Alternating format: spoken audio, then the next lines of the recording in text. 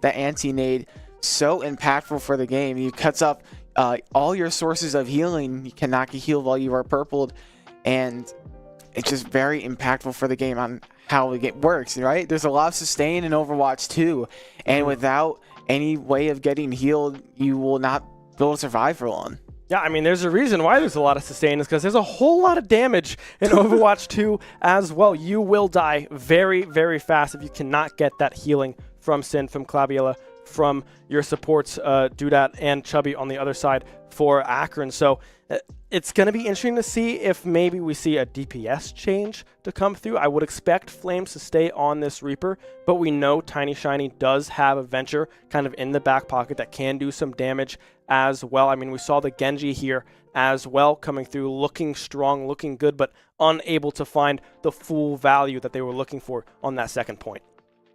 Yeah, it's really hard to say with like what picks Shenandoah has at their disposal, right?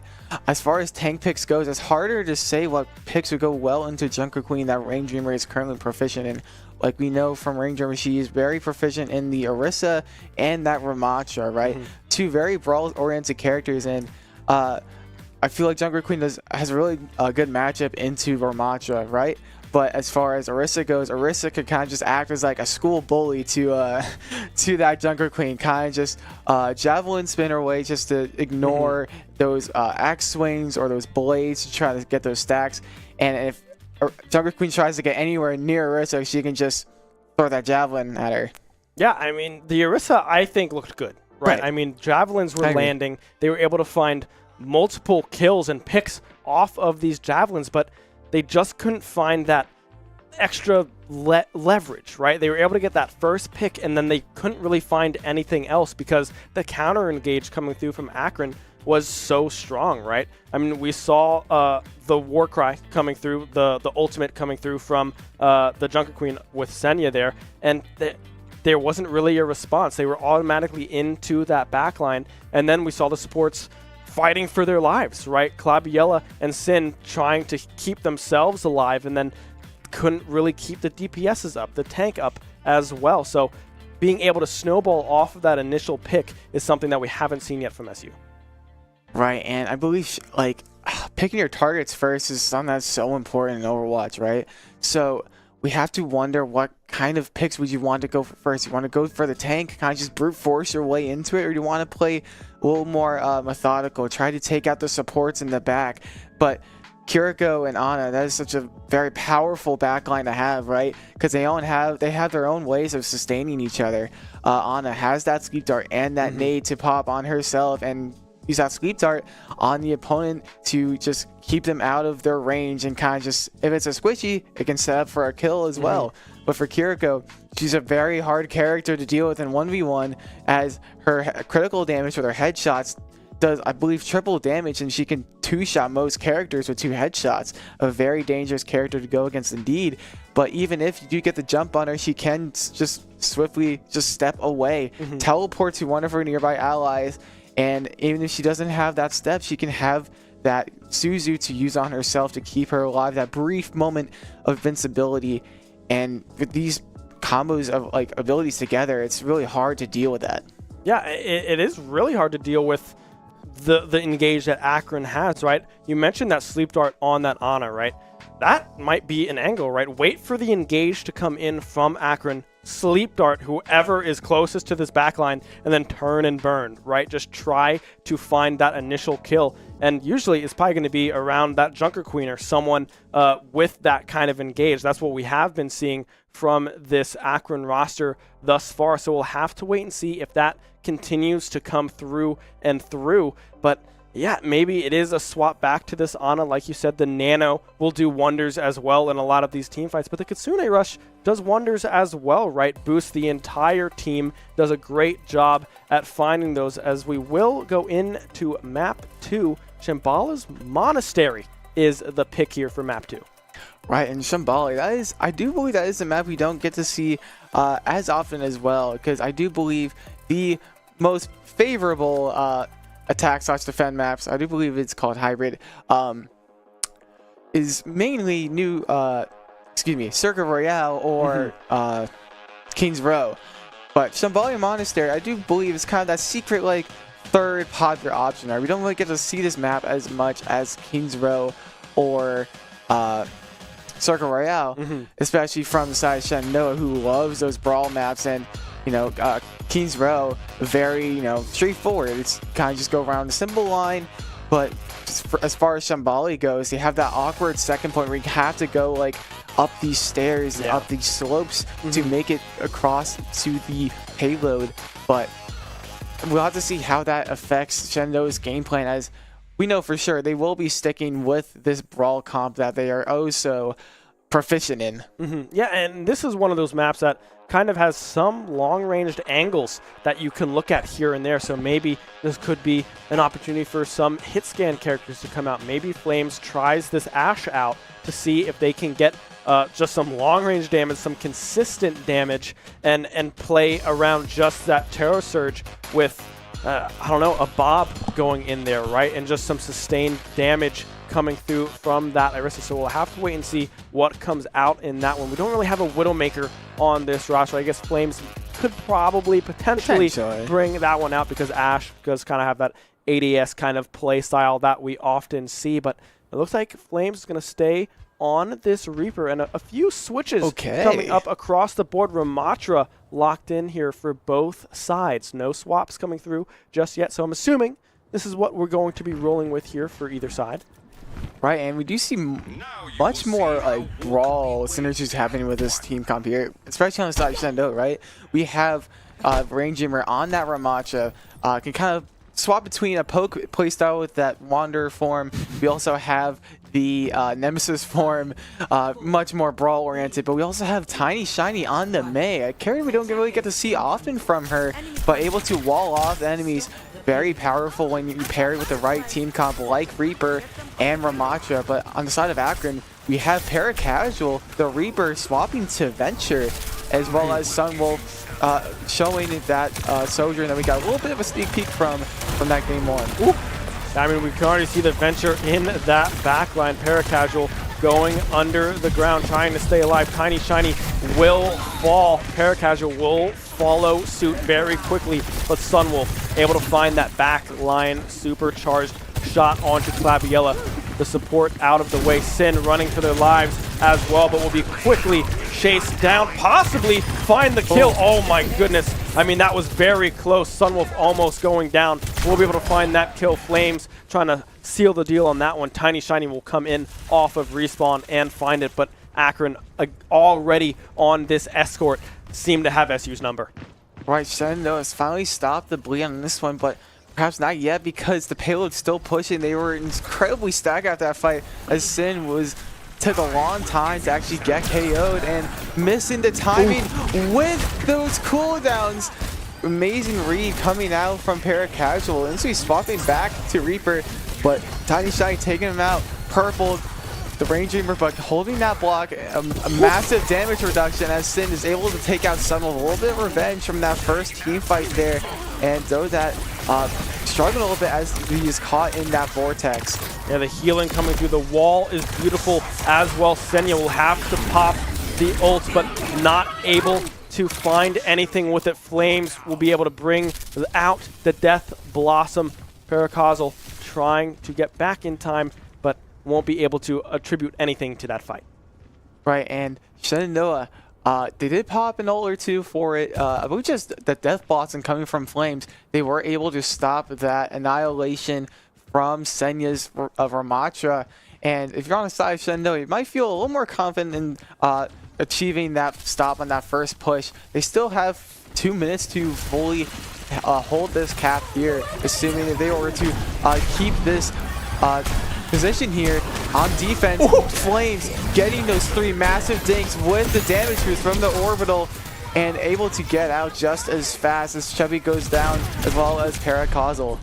Yeah, Flames doing a great job at winning out in that 1v1. The wall from Tiny Shiny as well, separating Akron, forcing them back on the defensive. And now we see a swap. Paracasual going on to the Sombra now, possibly just trying to find some poke damage, some sneaky angles, and a quick escape route with that character, with that little kind of TP rock or a teleporter that she gets to toss out every now and then. But look at the ult here, right? Tiny Shiny has the Blizzard up and available. On the side of Akron, we have the Overclock. The Kitsune Rush and Nano are up and available. Will be tossed down before Tiny Shiny dies. That might be enough to stop the push in full. Dudat goes down. Flames able to find that one. Paracausal finding one on the backside as well. Will be able to escape with their lives, but Senya now pushing forwards, finds one. Ranger goes down. Sin will soon follow suit. Yes, they will. Senya, this will be the cap. Time restored on this push for Akron. Right, and if you're on the side of Akron, you're feeling very well, very confident with this pick from Paracausal with that Sombra, as they were able to very narrowly escape that death coming from the help of Tiny Shiny and Flames. But I do like this pick from Paracausal, swapping to the Sombra. This is a character you don't really get to see often in this level of play anymore, as those reworks that she's had over the past few months have been very weird for her, I guess, viability, so to say. But I do like this pick because she acts as a bit of annoyance, especially to that back line, as she's able to hack. And when you are hacked, you cannot use any of your abilities for a second or two, and you do take that extra damage. So that stack with that virus is able to just instantly shut down these supports that is keeping their team alive. Flames looking for an angle there. Tiny Shiny just barely staying alive, with the hack coming through on multiple members. Shenandoah trying to stay alive. Only Claviella will fall. The Nano was tossed out. Paracausal doing a great job at separating the team that is Shenandoah. Senya going on a rampage as well here. Rain Dreamer will fall again. Another beautiful team fight coming through from Akron. Right, I don't know if you saw this earlier, but Chubby was able to shut down that Death Blossom from Flames with that Sweep Dart, potentially saving them from losing that fight, as that definitely would have taken out both the Sombra as well as Chubby on that Ana. Chubby saving that fight. What an amazing Sweep Dart that was. While Senya still sitting pretty with that Ramattra, with that poke from the Wanderer form, but also swapping to the Brawl-oriented Nemesis form. Yeah, on the side of Akron, not a whole lot of ultimates will be up and available, whereas on the side of Shenandoah, Ranger has their Sin, the Orbital Ray up and available, but Tiny Shiny will go down. The Blizzard was there, but instead Flames and Ranger will find the back line. No healing available for Akron means that they're likely to retreat. One ult for 3 kills on the side of Shenandoah. A good hold. 2 minutes to go till this last point.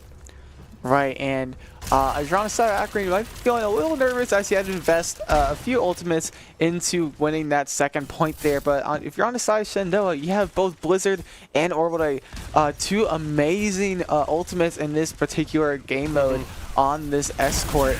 But we also get to see a little bit of ultimate building up with those headshots from Senya, building up the Annihilation, blocking all of the Blizzard damage, as well as the Sweep Dart, taking out Flames as Tiny Shiny is able to take out Chubby. Yeah, Paracausal able to find one on the backside. Flames got hacked. Ranger almost falling as well. The heals coming through from Sin. Will it be enough to keep this hold alive? Orbital Ray is up and available. Will be dropped. Now, will they be able to get anything else out of it? Senya walled off is purple, but they aren't able to find the kill just yet. So much sustain coming through. Flames does have the Death Blossom, but will instead retreat, trying to find the correct opening to find the backline of Akron. Paracausal will use the ultimate as well. Won't be able to find the angles. Flames goes in, won't be able to find any kills. Tiny Shiny finds the Sombra, but now will they be able to find anything else? Both members now. Shenandoah out of DPS players. Paracausal will respawn, but Senya and Sunwolf running through the defense of Shenandoah. Sin doing all that they can to keep Ranger up and alive, but again, we can see Sunwolf now on this Reaper, wreaking havoc into the back line. Only 20 seconds left to go. This could potentially be the final push. And now it's going to be another ult coming through from Sunwolf. Not able to find the kills with that, but will be able to find the kills afterwards. Rain Dreamer able to find one, but that's all that they can do. Very close now. The touch coming through will not happen. Akron with a full cap here in map number 2. Right, just barely making it with that full cap with 5 seconds left on the clock. I do believe if Shenandoah were to also full cap this point, that would round up to about a minute on the clock here. And I really liked how that last fight played, right? You could tell from Chuppy especially, the ult tracking coming out of them were to track those ults, especially sleeping Flames on that Reaper with the Death Blossoms that would otherwise ended the fight. Yeah, I mean, it was extremely close, right? Flames was holding onto that Death Blossom, trying to find the angle to potentially sway that fight back in their favor, but just wasn't able to find it. Paracausal doing a great job at finding a lot of these angles with that Sombra, disrupting pretty much everything that SU wanted to do. You might be a little confused as to why we are on the cameras right now. We're having a little bit of a timeout on the side of SU, trying to regain, regather, recompose, and go back and try to respond with a full cap of their own. Right, and with this pause in session, what do you think kind of some adjustments would be made, Ben? Because, excuse me, Arkin having a lot of deep pockets with their character picks, right? They have that Sombra, they have that Sojourn, now that Venture, the Reaper, they have the Queen, they have the Ramatra. While Shenandoah seems to not have as deep pockets as they do as well, right? So we only have like the Ramatra and the Orisa, but we also have the Tracer and the Venture, but we're kind of stuck on that Reaper for now. So it's really hard to say what kind of hero picks or swaps will come out of Shenandoah.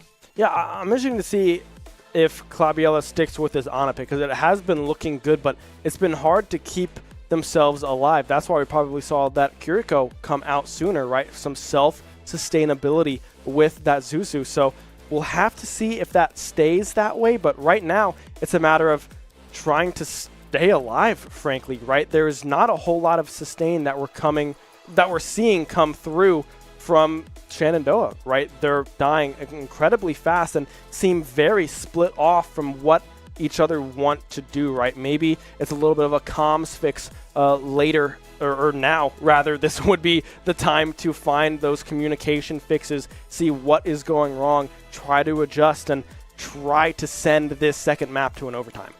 Right, and I do believe this is what Akron have currently going for them right now. They are really good at selecting those picks to kind of just target them first, right? That's something that Sombra's really good at doing, right? She's able to just go to whatever character she wants to hacks them, gets that little damage received boost, applies the virus to them, and kind of just mows them down with that very fast SMG that she has. Yeah. And even if she were to just like translocate away immediately after hacking, that kind of just puts a target on their head for the rest of the team to kind of just go after them and take out that very important target. Like, let's say, for example, a Claviella on that Ana or that Kiriko. Yeah, the Sombra pick is great. Paracausal has been running through the backline of this SU roster, right? So there has to be some kind of person probably shadowing where Paracausal is going to go, because really those hacks have been really hurting SU's ability to stay alive, right? Flames got hacked towards the end of that last fight, and well, there wasn't really anything they could do about it, right? You can't go into that fade and try to escape because you can't use abilities while you're hacked, and Sombra, being the character that she is, just mows you down, does so much extra damage when that hack is applied that there's not a whole lot you can do about it. We do see a swap coming through, 2 swaps coming through on the side of SU. Rain Dreamer is going back onto that Orisa, and Tiny Shiny now off the Mei onto the Venture. Right, we do see a little bit of a swap from Akron as well. Junkrat, a very unusual character to see at this level of play, but I do kind of see what they might be going for here. Junkrat is a very good tank shredder, right? Have those just amazing, just bombs to send across these choke points, just like on this first point right here. They kind of just throw them on you. There's not much thought, right? And you're going to be hitting some eventually, right? Bounces off the walls. This may cause a lot of havoc with those mines, as well as that trap to kind of just trap that one unfortunate foe to take down. Yeah, Ranger goes purple as well, able to stay alive, retreating to the safety of her team. Senya going purple as well. Javelin will connect onto the Ramattra, but now Tiny Shiny is going to be hacked, trying to escape, will barely survive with just a sliver of health, going underneath the ground, trying to find the kill onto Chubby, but instead, Terracausal able to find one on the backside. Senya finding one as well. Tiny Shiny will go down. Flames trying to do all they can do in that backside, but only able to find one. Shenandoah still on this payload. Ranger pushing forward, the Javelin in hand. Will be able to find one. Flames finding those 2 kills towards the back end of that fight. That is a Shenandoah fight victory. Right, I do like the stagger coming out from Shenandoah. Staggering both supports, making sure they don't get back to their front lines in time to kind of help them with the next fight that's to come, right? Because for a few seconds of this next fight, there will be no supports to speak of, right? So there's much less sustainability. Like, the game really heavily Jesse, and we're gonna get a massive Riptire from Sunwolf. What is it gonna get? Both supports! Oh no! That is so detrimental for the side Shenandoah, as Ranger also goes down to Paracause as Sunwolf takes out Tiny Shiny, instead it takes out Flames. Just snowballing from that one fight in particular, and Sunwolf starting off with that double tire, starting things off. I mean, yeah, he can drive that single tire pretty darn well, able to find both back line supports here. Sin and Claviella fall to the tire, but I mean, yeah, that was just a great look and a great read coming through from Sunwolf, knowing that, hey, these supports are a little far forwards and they don't know where I am. Maybe an ult mistrack on the side of SU, but maybe just a beautiful play coming through from Akron. Now, look at these ultimates coming up. Death Blossom is up and available. Will pop it with the Terra Surge in hand, able to find 2, do that, and Chuppy will fall. No supports left for the side of Akron. Sunwolf will fall as well. Tiny Shiny on the Tracer swap, able to find Senya as well. Rainjimmer finds Paracausal, and that is a full team kill in favor of SU. Right, and it's a little unfortunate from the side Shenandoah as they had to pop 3 ultimates to win that fight there. Flames and Ranging were popping that Terra Surge and Death Blossom combo that we know so well, but Claviella behind the scenes popping that that nano boost onto Sin to kind of save them, right? Whenever Claviella or Ana is out of ammo in her gun, she can't heal, obviously, right? And let's say you don't have enough cooldown left in your nade, so you want to pop that nano to save your other support and to apply that damage resistance to kind of keep them alive as Flames takes out Doda, and Senya is currently purple. Would that be enough? No, not yet. Yeah, Senya barely able to stay alive. Doda does go down after the Kitsune is popped. Now Paracausal with the hack coming through. Will be able to find one. Tiny Shiny does go down, but will fall in quick succession. Claviella Flames able to keep SU in this fight. Ranger moving forward. Will be able to blow up the tire before it blows up anything else. Able to stay alive, just barely able to find that kill. And now SU pushing forwards yet again. Javelin going just wide onto the Kiriko. The cleanse has already come through. And now look at Ranger, very close to having this ult up and available. Right, and that Riptire from before is so terrifying, right? If Ranger didn't have that Javelin spin, she would have died to the Junkrat passive where he dropped some bombs upon his death, as Ranger almost was at death's door with that tire, just face tanking that, taking about, I believe, like 300 damage, was about, I believe, 40% health, or 40 health to her kit. Yeah, Paracausal now switching off of the Sombra on to the Reaper. Sunwolf will be maintaining that Junkrat character pick here. The Terra Surge up and available. Everyone going purple.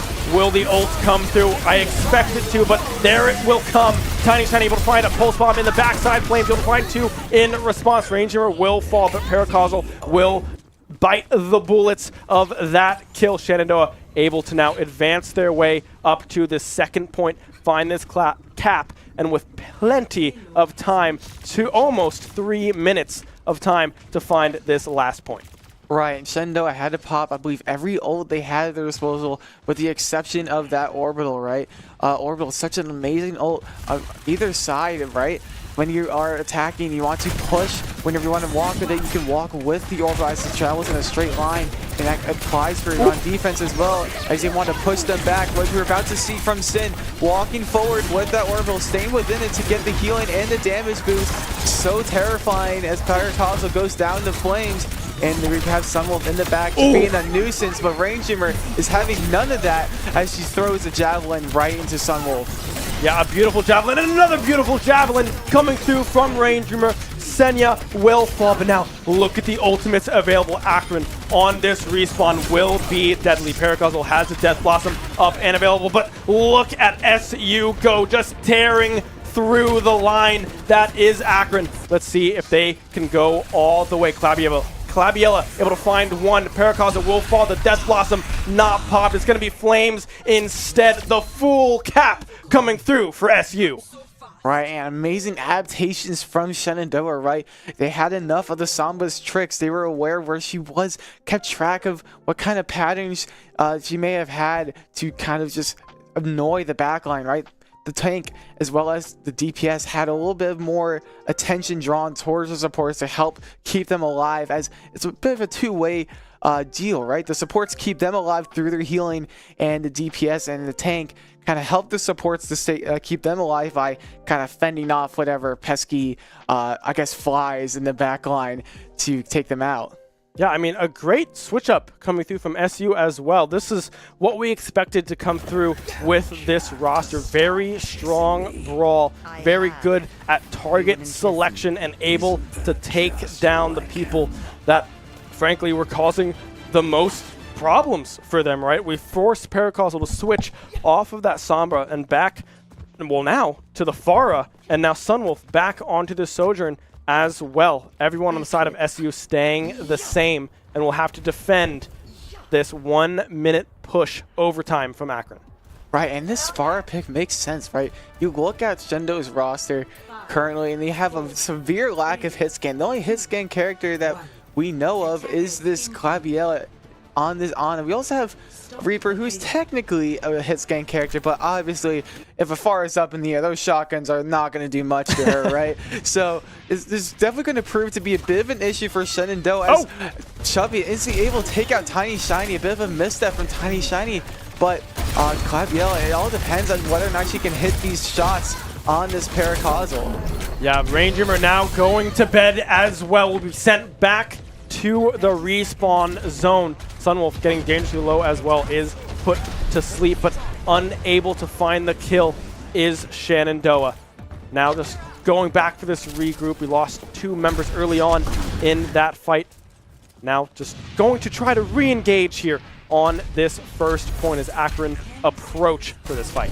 Right, the timer is ticking, but Shenandoah struggling a little bit with this Pharah pick, as they don't have many options to take it down. But if you're on the side of Shenandoah, you want to end this fight right now, as you want to stop the amount of push that they have. But Ranger getting purple, how unfortunate. Chubby getting slept, but unfortunately, I do believe the torpedoes will instantly wake him up. And the timer is going down, or currently on overtime, but the cart is still pushing, which is not what you want to see from Shenandoah. Oh, Paracosmo able to get Claviella as well on the back end of this fight. The respawns are severely staggered here for SU. Rainjimmer will have to just wait patiently, stay calm, and wait for the team to come back and regroup. Claviella switching off of the Ana now on to this Kiriko.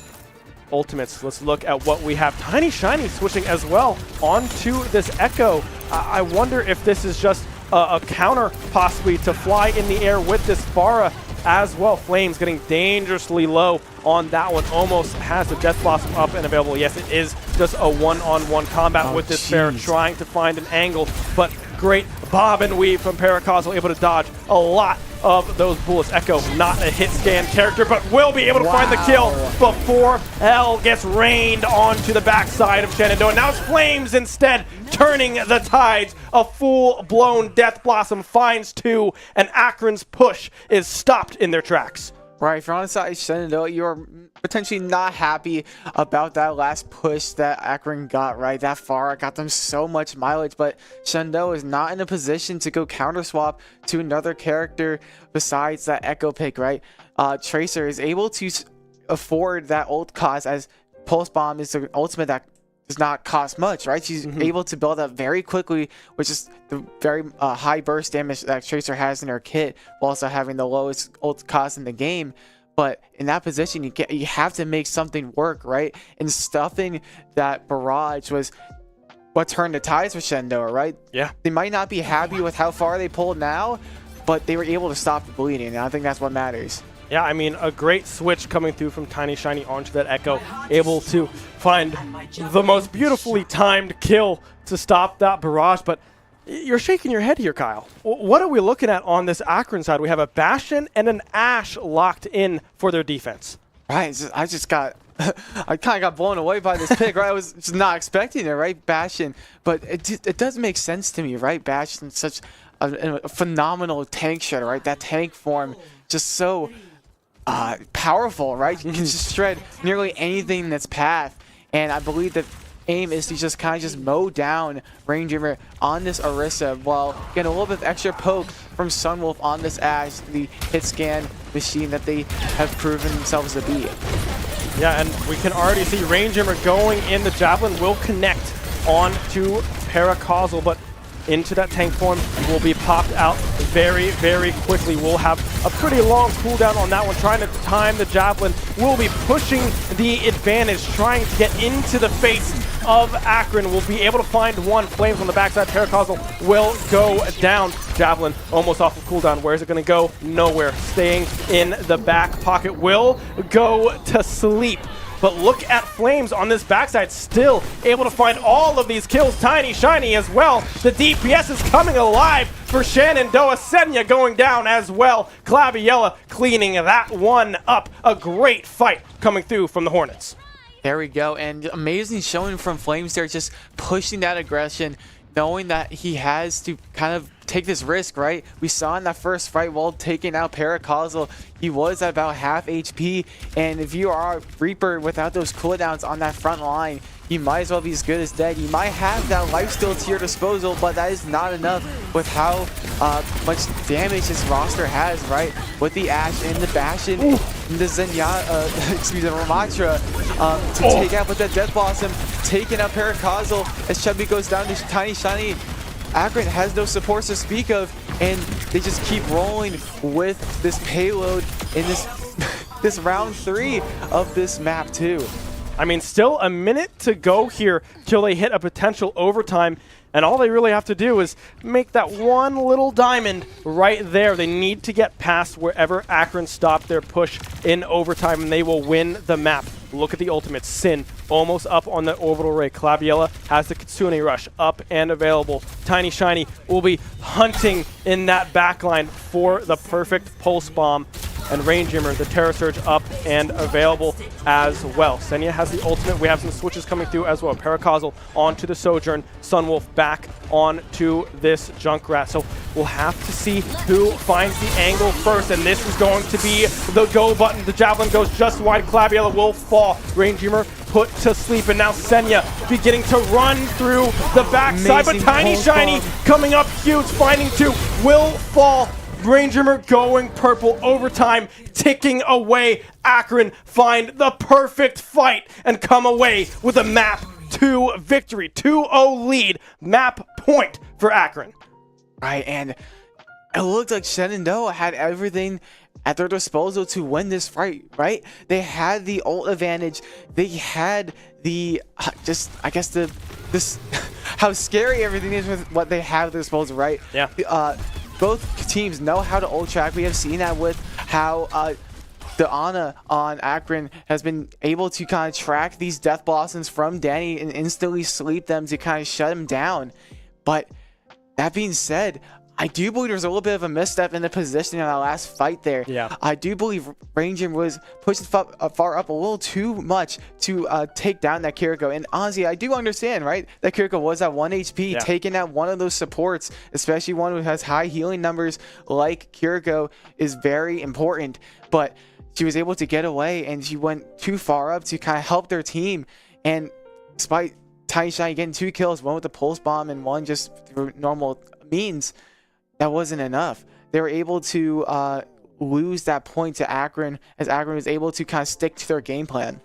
Yeah, and you got to look at Senya as well, able to find that kill onto Claviel before the Kitsune Rush can get popped. One major ultimate was missing in that fight on the side of Shenandoah. And when that was gone, I mean, it was an uphill battle from there. I mean, Senya was in the Ramatra ultimate, being unbelievably tanky and dishing out a whole lot of damage. And when Ranger goes purple towards the end there in that Terror Surge, it's hard to try to really find the kills there, because you're just going to be melted before you can drop the Javelin down into the ground and have that massive burst of damage. I mean, Tiny Shiny and Flames did all that they could towards the back line, or the front end of that fight. Tiny Shiny able to find that Pulse Bomb and a kill on the backside. The supports are out of the way, but by that time, the damage was already done. Right, and such an unfortunate turn of events for Shenandoah, right? They had everything at their disposal to win that map. They were right there, just one more fight. Just if they cleaned up on a couple of the mistakes that they made, and there's no one person to blame about this, right? Whenever you lose a fight or lose a map or a series, rather, it's a team effort. So I don't want anyone to think that any particular person was to blame for this particular map loss. It was a team effort through and thin, and despite that, I do believe Shenandoah still has what it takes to make those adjustments and kind of just push forward to try to make this comeback in this series, right? We saw those signs of life in that map 1, and as we saw here, if they were to clean up on that one mistake that they made, they were able to win that map 2. Yeah, the push looked very, very strong coming through from SU, but just a little bit of over-aggression, a little bit of misposition comes back to bite them and lose that map 2 in the end. So we'll have to see what the bounce back is now for SU, right? We go on to push. You have a robot and you push it as far as you possibly can, further than the other team. That is the goal, but they're down 2-0 right now against Akron. So it's going to have to be a reverse sweep if they want to come out with a win here today. Akron looking very, very strong, very confident in their play style right now. So maybe it's just a drastic change, right? Maybe we see a Malga or a Hazard come out. If it is in the wheelhouse of Shenandoah, we'll just have to wait and see. Right, and for a mode like push, right, it's a very momentum-heavy game mode, right? The farther you push up the robot, the much more of an advantage you have, and you can full cap if you reach the full distance within the time limit. We did just get word that the map will be Coliseum, which is, I think, another map we don't get to see often. No, I think this is somewhat common. It's either this or I believe Suravasa are the more common push maps on this game.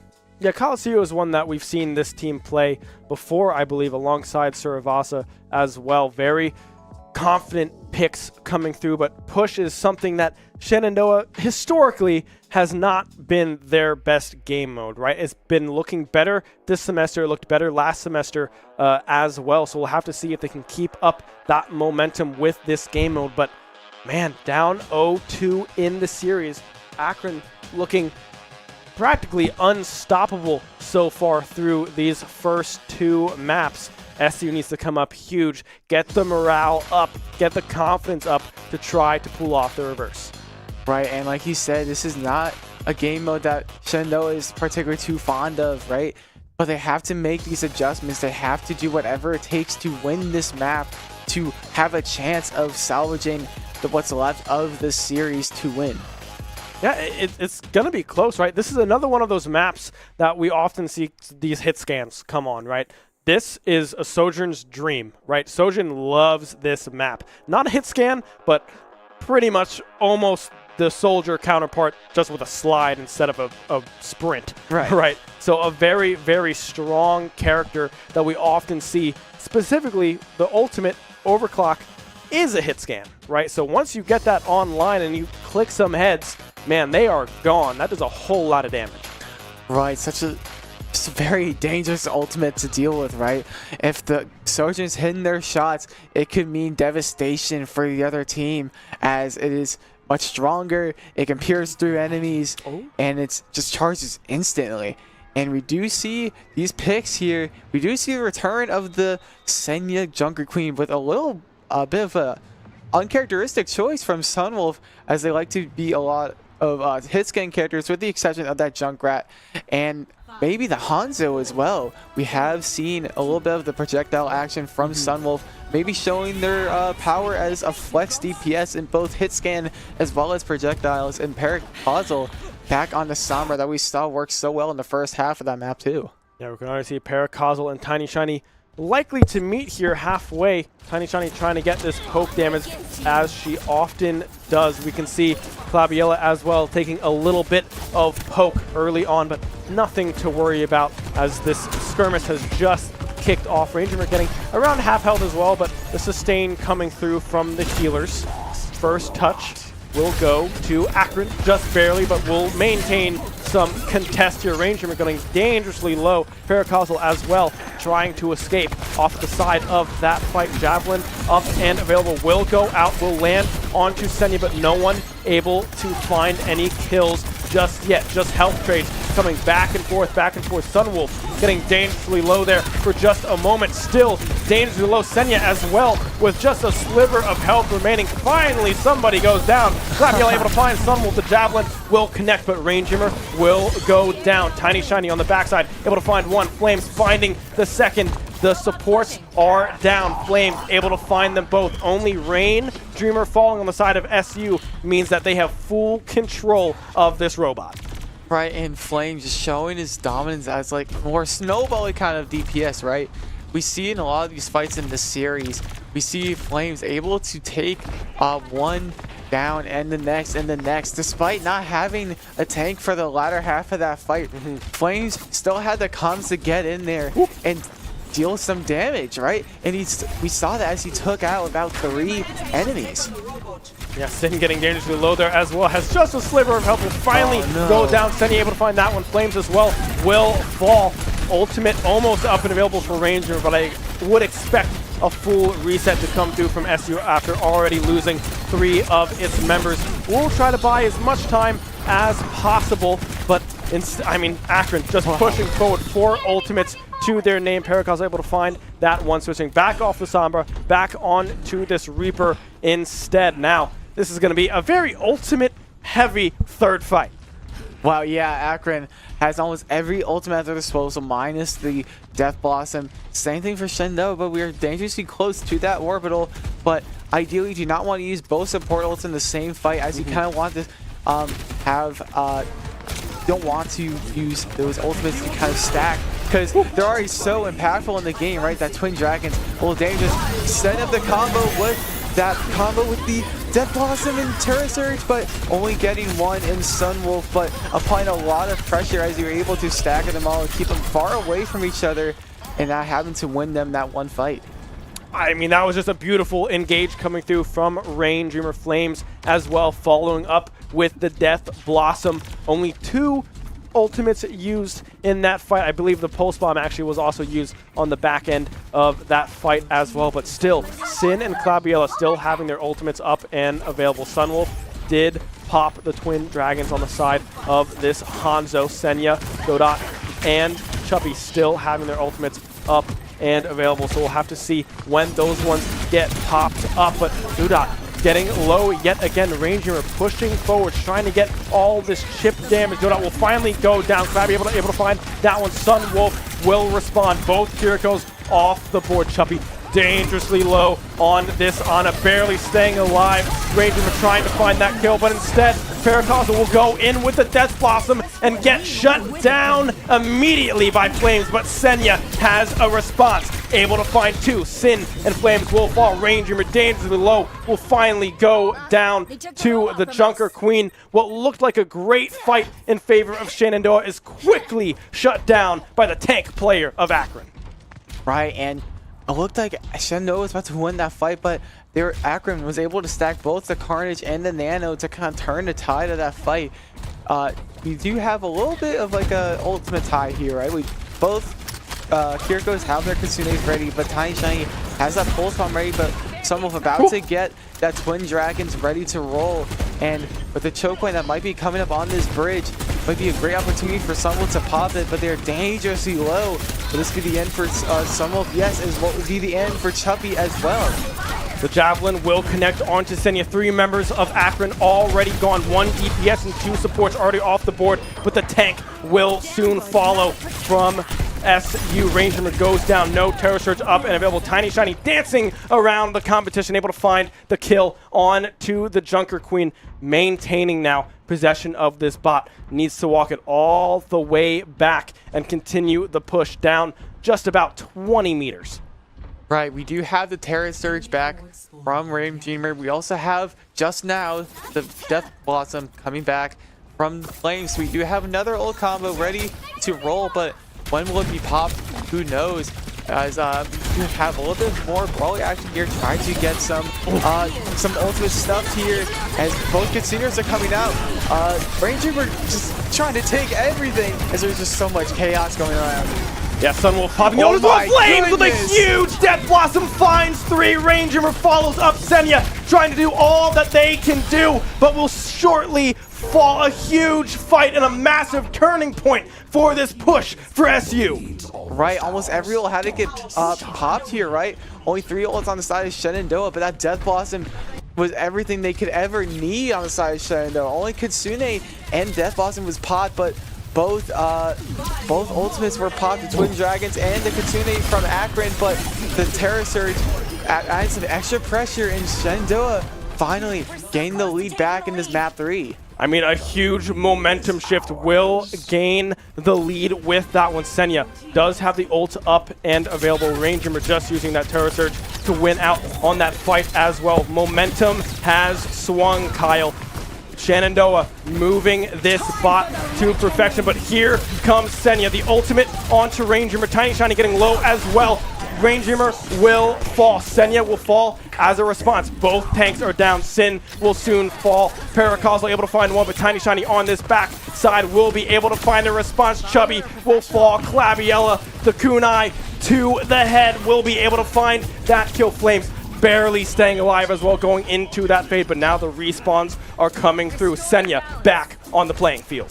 Right, and Shenandoah somehow able to win that fight without their tank dying on the early in that fight there, but they're still able to keep that bot pushing much farther than you might expect.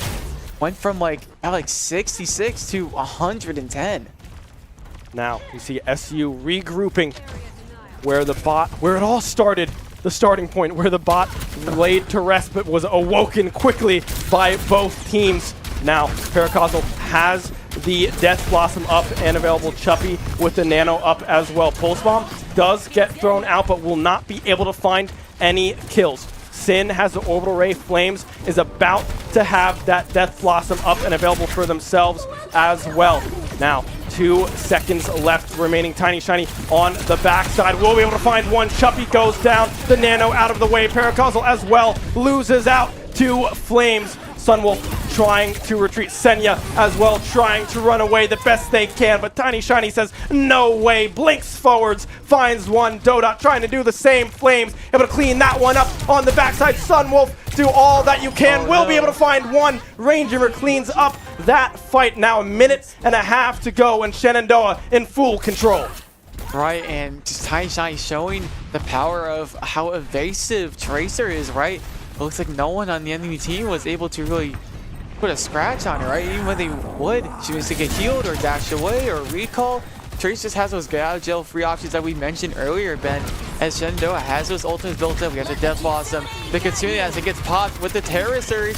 Are we about to see it right here? Not yet. But maybe right now as they also pop Kitsune on Akron, but there's so much chaos trying to hide behind the robot. Oh my goodness. Flames. 1 HP.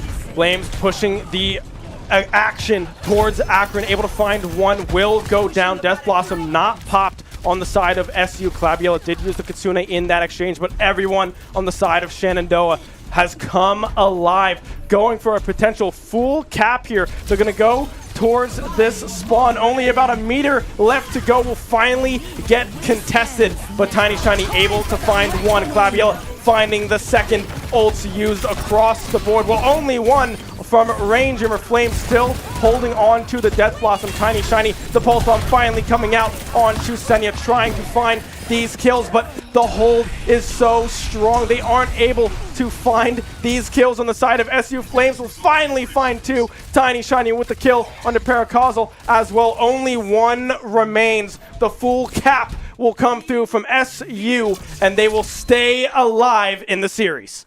Just defying the odds, right? Winning that push map was such a massive momentum swing for Shenandoah. Look at them all laughing off. They're all smiling, so happy that they won a push map against a team like this, right? As it had just a rough start, losing a couple fights at the start, getting a couple of their massive pushes stuffed, right? So they were able to pull something together to kind of just win this momentum back and just kind of snowballed from there. Yeah, I mean, Flames with a huge ultimate in that long extended push that SU found themselves on really just changed the entire face of the game, it seemed, right? SU was struggling to get this bot in possession, but the 3-kill Death Blossom from Flames swung the tides right back in SU's favor. 1-2 deficit now in the series for the Hornets. Right, and what kind of adjustments can be made from both sides, right? Right. Like, Shenandoah showing some signs of life with that third map. If you're on the side of Akron, what do you go from here? Where do you go? I do believe on map 4 it is Flashpoint. So it is only, it's hard to say what map would get picked here, as we have been getting a lot of unexpected picks from these map picks, right? We went from no Legion Tower, we went to Samoa, and we also went to, I believe, where did we go for map 2? We went to Shambali. Yeah. Now, I do believe the most popular pick for Flashpoint is Surabasa, right? But maybe with how this map is, the series has been going, we might be seeing something like a New Junk City. Yeah, I mean, New Junk City is one that we've seen oftentimes with Surabasa as well. Both get fairly equal playtime on the SU stream from at least what we see from the teams that we face, right? It's a pretty even split of where we go on this Flashpoint map, but Flashpoint is fun in itself, right? It's pretty much control where you have 1 point. It's the same every single time. You cap it. Whoever caps it, it now goes random to any other of the 4 locations that it could possibly spawn. The first one to cap 3 points in Flashpoint wins the map. And, I mean, this is one SU has to win, and this is a mode that SU has looked good on in the past. Right, it is. It's a mode where a lot of brawl compositions get rewarded for just how fast the game mode is, right? Once you leave spawn, you get a little speed boost for a short time. The flashpoints, they don't last very long. The capture rate, it feels like it's like double compared to like some like a control point map, right? So these maps don't last very long. They're very quick, very fast paced, which is something I do believe that will favor Shenandoah a lot in this upcoming map 4, right? They love playing that brawl composition. They like to kind of act as like a steamroller that kind of just snowballs their way into the victory, right? And for the start of this series, it seems like Akron was able to kind of stop that momentum come from kind of snowballing a bit and just stuffing it out. Yeah, and it seems, frankly, that the momentum has shifted dramatically, right? The ending of that map 3 was heavily Shenandoah favored. Akron was struggling to get anything going in their favor, so we'll have to see if they can bounce back with that one. But frankly, I don't know if a whole lot will change. Sometimes on these kind of Flashpoint speed-based maps, we'll see stuff like a Lucio come out just to have those fast and quick rotations back over to wherever this new point is going to be. I don't expect that because Lucio right now is not very good. Like, it's kind of 50-50 on when it's played. He's very specific, right? In a current meta where Juno is just so good, despite how many times she gets nerfed, Juno has always been such a great character in this meta, right? But Lucio, he has a little bit of a niche, right? Especially for modes like this. I see a lot in OWCS lately. They've been running a lot of Lucio and a lot of like kind of brawl comps, especially on maps such as this. I do believe we are going to New Junk City, which is something that we called from before, right? But Lucio, just a character that loves to get in and likes to enable his team, not through his heals, because he does not have good healing, right? Right.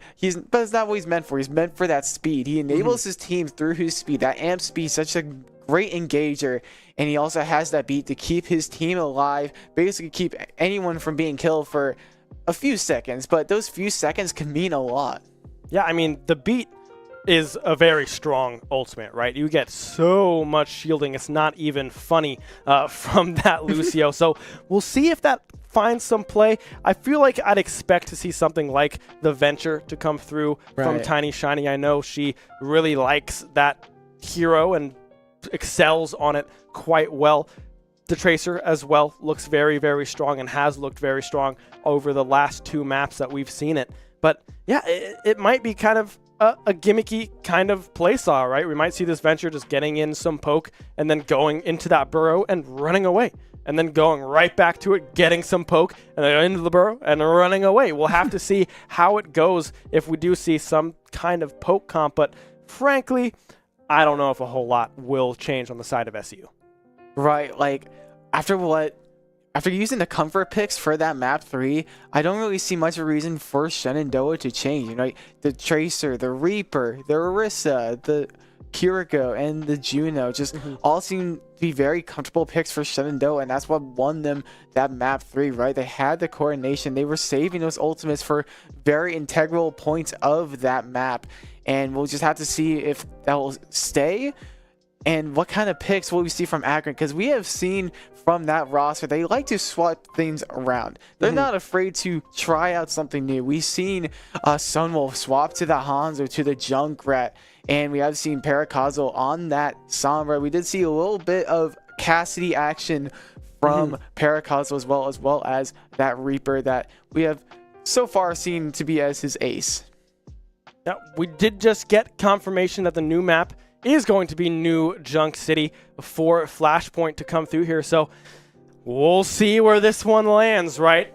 We are down 1-2 here in the series. Was down 0-2 earlier here after coming off a very strong performance here in map number 3. A reverse sweep potentially on the horizon, but Akron trying to stop that dream and leave it at just that, a dream, right? Do not let that one become reality on the side of SU. So we'll have to see where this one lands. But on the side of Akron, you're right. We have seen a lot of hero selection come through from this team. We've seen the Pharah look very, very good. We saw the Junkrat look super, super strong. And frankly, I don't know if that's something we'll see, at least on this map. Sometimes the Pharah can come out on a map like New Junk City, specifically on that first point, does kind of have a lot of space to work with that one. But the later points in this map do tend to find themselves in very close quarters combat, which is where this Orisa Brawl comp tends to thrive. Right, and we'll have to see what kind of picks we'll see here. We do see from the side of Akron a potential maybe a Symmetra pick, right? Just from the previews obviously, but we do see a little bit of Symmetra action. Maybe it might be what we saw from that map 1 from Tiny Shiny. Maybe we saw a little bit of the Symmetra just to teleport the team out and maybe swap to a much more mobile hero for them to catch up to the front lines. Sunwolf swapping to the Junkrat, Senya on that Ramatra. We do see the classic Juno and Chuppy Ana, as we do see the tried and true Orisa, Reaper, Tracer, Juno, and Kiriko. Ooh, we do have a sub coming through as well. I cannot quite read the name, but I want Buff Madiki, I want to say, is in for Dodot here on the side of Akron. A little bit of a switch. Ranger going purple immediately. Will barely be able to stay alive. And just as I say that, goes down. Sunwolf able to find that kill with the Junkrat, and now the cage getting dropped. Flames has to try to escape and will be able to do so. First access to this point goes to Akron. Right, and I don't think neither of us were expecting a potential swap in players here from Akron, as they were winning 2 maps in a row with the roster they had now. And we do see, I do believe, Buff made Kibby, I want to say. I think Kibby, yeah. Let's go with that for now, right? And we do see Claviel taking out Sunwolf with that headshot, as Sunwolf takes out Claviel with the mine. but we do see Flames go down to Senya. Sprinter trying to apply as much pressure as he can, try to stagger each member of the team, but Sin getting trapped by the junk is not looking good for Shenandoah in this first flashpoint. Yeah, many members on the side of SU going down. Yes, buff main Kibi. We see it a little bit bigger in the kill feed there. That is the sub that is coming in for Dodot, but SU struggling right now to find access into this first point, 85% to 0 and ticking in favor of Akron. It might just be forfeited, but we can see the contest coming through. Flames, the Sumatra as well, doing a whole lot of work on the side of Akron. We'll be able to find one on the backside with the pulse bomb from Tiny Shiny, but will not last long. We'll be able to continue with these touches. Claviella staying alive for a short while, but will quickly be cut down by the Junkrat. The first point going over to Akron. Right, and is not going to look for Shenandoah now. Sin and Claviella both getting staggered by this Junkrat, and Akron has that ult advantage, right? They have just about every ult at their disposal, as Annihilation and Kitsune are very close to coming out, and we only see the Kitsune coming out from Shenandoah. And the Kitsune up and available. Tiny Shiny swapping over to the Echo as well, trying to get some aerial coverage, some heavy damage that Echo can provide, and then that duplicate as well. The ultimate coming through from Echo as well is quite strong when used properly. But now on the side of Akron, they have a whole lot of ult up and available. But Ranger able to find one. Buff main Kibby will be able to escape. Sunwolf goes down, did pop the tire. The wall coming through from Paracausal as well will be able to find some value. Senya able to find one on the backside in that ultimate. So big, so strong. Ranger were trying to stay alive, but won't be able, well, will be able to do so. It's Flames able to find the kill on the Paracausal, but Senya instead will turn the tide, finding two. Ranger still alive, finds the Javelin. Senya extremely, extremely low, will finally go down to Claviella, but Akron back to the point. The cap did go through in favor of Shenandoah. Ranger were trying to stay alive as now teams start to regroup. Right, and that was an amazing scatter coming from from Rain Dreamer, as Senya was sticking around for a little way too long, overstayed their welcome, right? As the rest of the team was able to catch up, but too late to help their teammate go down to Rain Dreamer, as their tank player just got back to the fight with 50% on the board, trying to set up this combo right here, but might not work. It's working out very well actually, as Tiny Shiny and Clive take out 3, including both supports and Paracausal, but Ranger looking very low, but is going back up to full health. Tiny Shiny does go down, the Javelin connects, but in that choke point, Sunwolf, the Junkrat, thrives, finding so much splash damage onto the DPSs of SU. Ranger, however, able to find that kill to the back side. Junkrat goes down. Senya trying to find this touch. 99% overtime now onto this second point. The Kitsune coming through from Kibby. All the support is gone from Akron. Flames coming up huge, able to find two. Tiny Shiny as well. The duplicate coming through onto the Ramatra, able to find kill after kill. The overtime will tick over, and now the flashpoint is tied at 1 apiece. Right, an amazing flip coming from Shenandoah, kind of keeping that momentum up that they gained from that first fight. That Ranger managed to get that scatter on Senya, but we do see another swap from Akron. Paracausal swapping to Cassidy, trying to shoot down both the Juno and the Echo from the sky, as they have been proven to be very pesky from the side of Shenandoah. But we do see Riptire ready from Sunwolf, and Annihilation is just about ready from Senya. Yeah, those two ultimates might come up huge in this next fight. Claviella does have the Kitsune Rush up and available. Sin very close to that orbital ray as well. The Riptire trying to get in position. The nade will be, or excuse me, the landmine will be tossed out and popped, but it won't last for long. Sunwolf able to find one, but Tiny Shiny and Flames. Here comes the Riptire, able to find one. Tiny Shiny goes down. Ranger still left alive in a 1v1 scenario, but the trap coming through might be able to find the kill, but the Fortify will barely be able to keep Rain Dreamer alive, but Sunwolf just barely escaping with their life. Sin goes down to the Annihilation, but Rain Dreamer playing out of her mind right now, able to zone off so many members and find this first cap already up to 50% on this third point. Right, and Buff, they can be swapping to this Lucio. We're potentially about to see another ult combo ready, but not pulling the trigger. Ranger clinging on to your life, but is unable to hold on as Paracosal is able to take that kill from her and Flames. Yeah, I mean, now we got to look at the ults on SU's side of things, right? We do see a swap on Akron, however, back to the Sojourn Sunwolf off of that Junkrat, but now Rain Dreamer has the Terror Surge up and available. Flames has the Death Blossom. Sin with the Orbital Ray. Tiny Shiny about to have that duplicate as well. So we'll have to see how this next fight goes because the combo is up and available for SU. Here comes the Orbital Ray. Rain Dreamer going in, trying to find an angle, but instead, he's not even going to wait for the Terror Surge. Finds both DPS immediately. Flames coming up huge. The Lucio swap as well for Kibi Senya. Not much you can do. It's going to be a full team kill, and recapturing the point is SU tied at 72% apiece. It is a very good look for Shenandoah as only Orbital Ray and Death Blossom to get used. Getting that 2-pick with that Death Blossom was monumental for Shenandoah.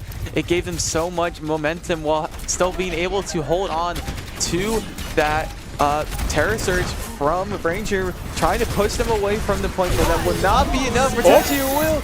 Oh, still getting the touch, but the beat will go off, keeping the team alive. The High Noon is active, who will get caught body blocking the High Noon with the Ramatra, but 2 wolves go down. No DPS from the side of Akron, but Tiny Shiny will try to echo duplicate the Senya, but that will go off, and Shenandoah winning that 3rd point. I mean, it looked dangerous there for just a second. That High Noon was getting a whole lot of potential value, but unable to find the kills in the end. The Terror Surge coming up huge as well. Tiny Shiny as well with that Echo duplicate on to the Ramatra. Having 2 tanks in your face is quite hard to deal with when that was removed when 636 went away. So yeah, it's not something that you're often used to anymore, but SU doing a great job bouncing back, riding the momentum of map 3 up 2-1 now. Need 1 more point to force a map number 5. Right, and it does look like Akron will have that advantage to cap that 1st point, and we're able to get to the point faster with the help of that Lucio speed amp. But Shenandoah having nothing, none of it. Trying to boop someone off, it would not be enough. Trying to stuff that Annihilation as Paracosmo living on your life. Getting another Death Blossom select. Flames just unable to get another Death Blossom up thanks to Chuppy and his amazing sleep darts. Yeah, Chuppy doing a great job at shutting down that combination. And now we look at these ults. Paracosal will have the Death Blossom. Sunwolf very close to that High Noon as well. Tiny Shiny, a little bit of a swap here, going back on to this Genji, which has been looking good throughout this series. Shenandoah waiting for a little bit of a regroup. Akron just sitting on the point, 73%, 75, and counting.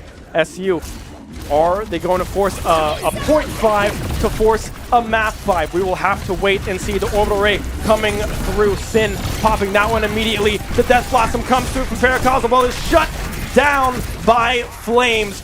Sunwolf will fall as well, and now the Lucio running for their lives, but Flames able to find that one. The boop as well. Spin to win, baby. Ana is gone. Chuppy is dead. SU staying alive on this 4th point.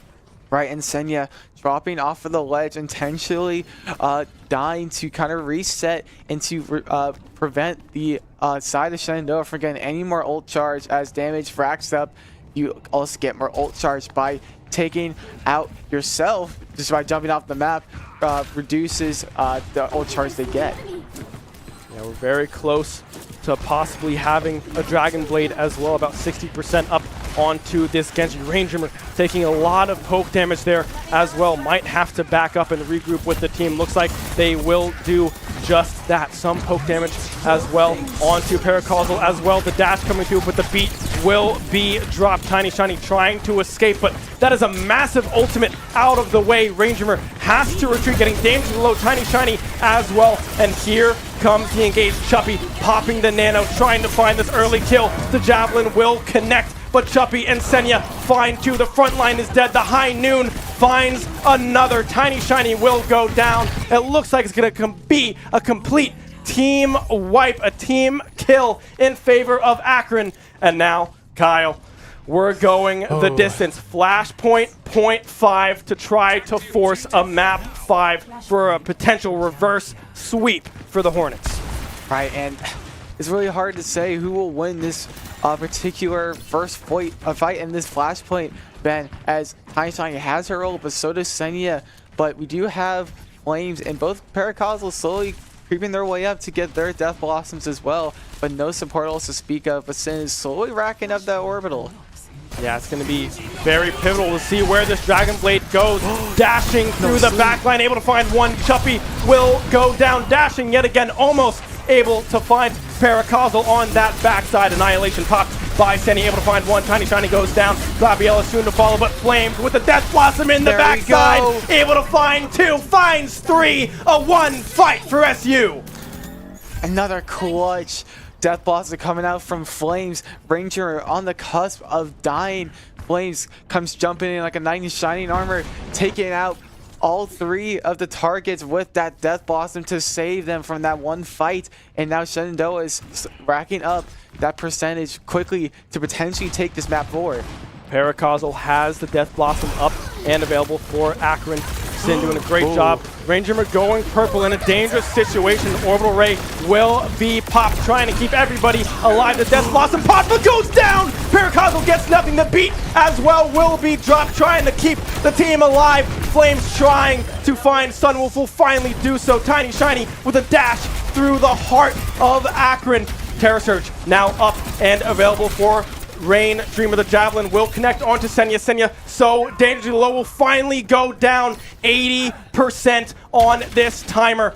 Rain Dreamer has the ultimate available. Flames very close to having their own 10% and counting. Who is going to get it? A ball switch will come through. They have to get the touch, and they will. Paracosal dangerously low. This could be a huge kill if Flames can get this TP off. Will be able to get the TP off, but won't be able to find the kill. Paracosal will finally go down. Sunwolf dangerously low as well. Glabiella able to find that one. Ult off the board. It's a 3v2. The Kitsune is popped. The Terra Surge will not be needed. Only Kibby is left remaining, but it was ticked over. Now we go into overtime. Can anyone make it back from Akron? No, they cannot. Baby, we're going the distance. Map number 5. SU, stay alive. Wow, and what a roller coaster of emotions that last fight was, Ben. Just Flames dropping first very early in that fight. It was not looking good for Shenandoah at first, but Tiny Shiny getting this play of the game, trying to gain some momentum back with Ranger staying alive with that Terror Surge to kind of just stagger the balls, just keep him away from just touching the rest of these supports. Claudio with that smile. I mean, the team seems rejuvenated, right? Like revitalized? I don't know. Whatever, they have energy, right? They are ready to go into this map number 5, and geez, what a turnaround, right? Those first two maps, Akron was in complete full control. And since then, I mean, SU have flipped a switch. Flames and Tiny Shiny, Flames specifically, has been unbelievable, finding all of these Death Blossom angles, keeping them in a lot of these fights. Right, and if I was Akron right now, I'd be kind of nervous right now, right? Just showing so much dominance in the first two maps and barely losing both map 3 and 4. I'd be a little nervous right now, as we could potentially be seeing Akron win their first series in this season so far. Yeah. But Shenandoah has something to say about it, as they just took the last two maps of this series, and with what we've been going with, might be on track to take this last and 5th map. Yeah, and the last mode that we have not seen yet, hybrid, right? We have not seen hybrid just yet. We've gone control into escort, into push, into flashpoint, and now the final deciding mode is going to be this hybrid map. maybe it's Kings Row. Kings Row to decide the entire series here would be quite cool, if I do say so myself. My favorite map in the game, of course, being Kings Row. But I would like to see it, but we'll have to see what Akron picks. Honestly, I would not have it any other way if it was Kings Row. This is the Shenandoah special, right? Historically, even past this team, even when we had the old team a few years ago, their favorite map was Kings Row with their rush comp they had back in the day, back when Ryan was meta, back when Lucio would be run on just Ryan about TP. any team. Yeah, Ryan TP, the Symmetra, the Widowmaker on that map. The memories. But enough about the past. We have to talk about the now, right? Yeah. What adjustments can be made from both of these teams to win this last map, because we have seen a lot of adjustments as far as character picks go from both sides. Yeah, and frankly, I think this all comes down to ult usage, right? Because every time we've seen massive swings, it's been they've used less ults than the other team. They still have something left up and available. Also, possibly a few mistimed ults as well. We saw in that flashpoint the beat coming down a little bit early, and they weren't able to capitalize on it. They stayed alive, but then SU were able to find a very good re-engage and find that team fight victory when all the dust settled, right? So we'll have to see when these ults are used, who will have advantage moving into these next fights, and frankly, who's going to stop the Death Blossom, right? We've seen the nanos come through, and we've seen just very quick kills as well. A full Death Blossom going off either way can swing this map 5. Right, and the only person who's seen to stop these oppressive Death Blossoms from Flames is Chuppy.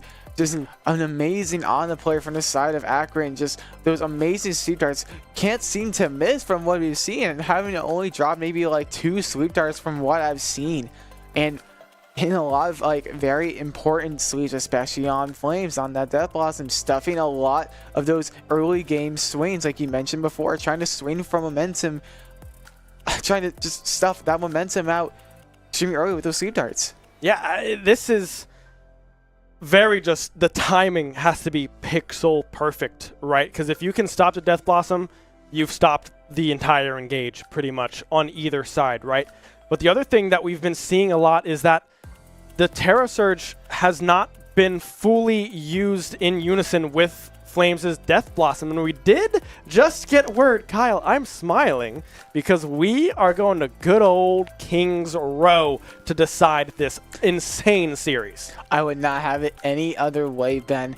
Just an amazing map to end out this great series that we have been able to put on the show for.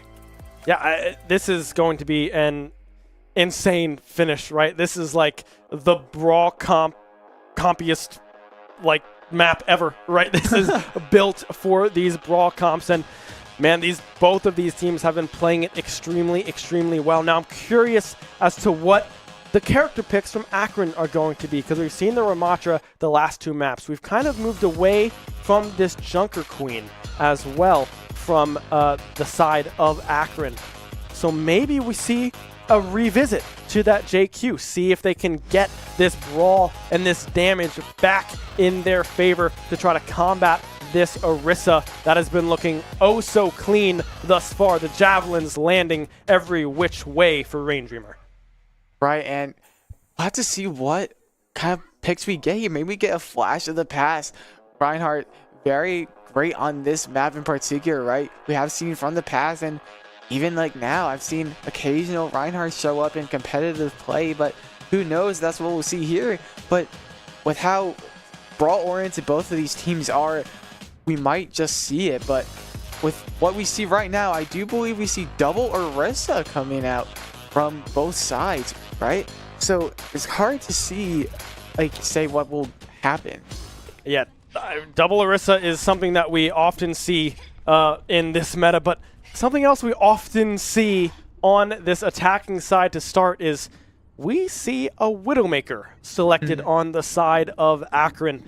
A very strong pick to try to find this first capture point in this hybrid mode. So we'll just have to see how confident this Widowmaker can be, and I don't believe this is, oh no, it is Sunwolf. Excuse me, the text was a little tiny there, so I couldn't tell fully. But yeah, we'll see if we can get an early pick here from Sunwolf on this Widowmaker, hiding behind the tower thus far.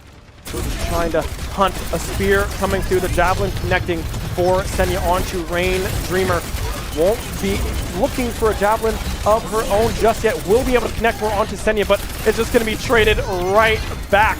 This Sunwolf Widowmaker has not been able to find an angle just yet. Chuppy getting dangerously low. The Javelin connecting onto Paracausal.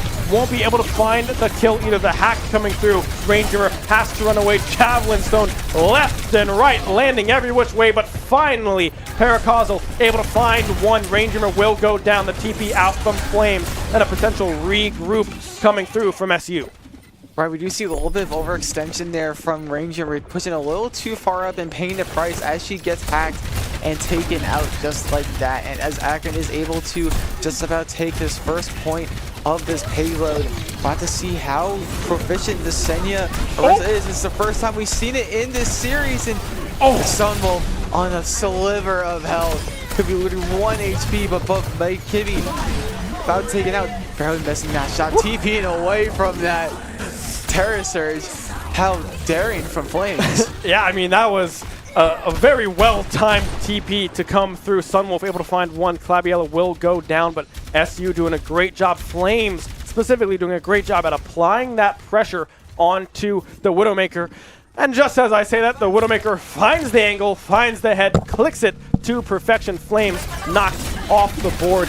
Now you're down 1 DPS. Do you just let the full cap come through? The orbital ray does get popped on the side of Sin. They will go for a contest. The ult almost up and available for Ranger. Javelin coming through. Sunwolf able to find one. Tiny Shiny goes down. The hack coming through as well. The Terror Surge is now up and available for Ranger. Will she go for it? I'm not quite sure just yet. Yes, it will finally come out, but the orbital ray was already popped by Chuppy. There's not much you can do but stall. The first point now taken over for Akron.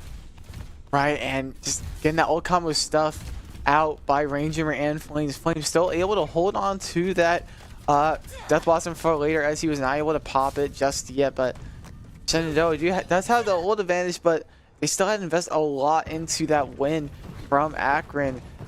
Just robbing like flies at these fights, right? Ranger getting a little too aggressive with these swings and paying the price for it, as Sombra is very good at just punishing the opponent for overextending and just catching him off guard. Here comes the Kitsune. Claviella popping that one. Flames does have the Death Blossom up and available. Will instead just use the shotguns. We'll be able to find one. Kibby goes down. Tiny Shiny. The swap from Sunwolf over to the Sojourn coming up clutch, able to find that kill. It's a 1-for-1 trade thus far. The Death Blossom still up and available. The hack coming through onto Rangers, trying to stay alive. I mean, you can see the pressure that Akron is able to apply. SU just pushed back. The Death Blossom used. Chuppy goes down. It only finds one. The Javelin will connect onto Sunwolf, but there's no follow-up. Now the Terror Surge on the side of Sunya will be able to pull in a lot of damage. Flames finds one, but Ranger will fall. Now it's up to the DPSs. Can they find the kill onto the Orisa? Yes, they can. Only Paracausal left alive. Chuppy coming back off of that respawn, but Shenandoah hold the line. Right, just barely, as Ranger was the first tank to drop, but Tiny Shiny with her very amazing evasiveness, able to dodge Senya's swings and just take back the momentum. The re-engage now coming through. Flames trying to find an angle. Tiny Shiny as well. The pulse bomb up and available. Will be taking a hop and a skip towards the back line. If she can find an angle, that could be huge. Trying to go for Chuppy. The recall coming through. Almost again finding Chuppy on that Juno. The pulse bomb still up and available. Here goes Ranger. Terror Surge up and available. Does get hacked. Getting burned dangerously low with the orbital ray. Able to keep the entire team alive. Chuppy again so unbelievably low, but overheating is Ranger on this Orisa. Unable to finish the job. Sunwolf does fall in the meantime. Kibby going down as well. Now, can they find Paracausal? Not quite yet. The Javelin goes wide. Tiny Shiny will fall to Senya. And now it looks like it could potentially be another regroup for both sides. Right, but the ults are building up. Akron always has all of their ults built up with Shenandoah falling behind a little bit on the DPS department as the overclock will be popped, as well as the orbital. Flames trying to TP away, but the EMP has popped and Rain Junior is down. They have already used orbital at this point, but Senior will be trying to come out, trying to stop any extra momentum. But will that be enough? Who knows? As Tiny Shiny takes out 2 with Claviella.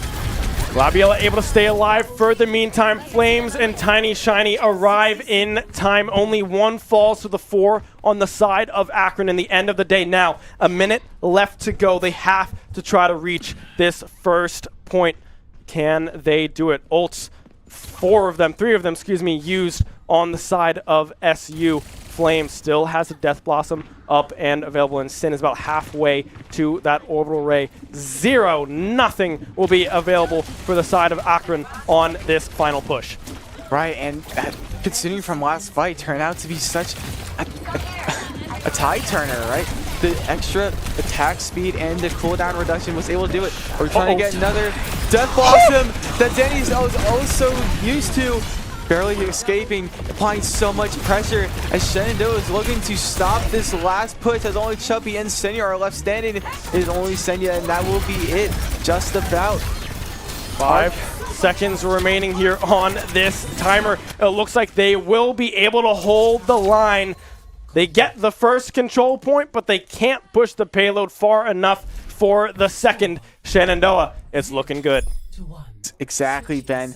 If I was on the side of Shenandoah, I would be feeling great. Stopping that last push to take to that second point to add extra time to the countdown is monumental, right?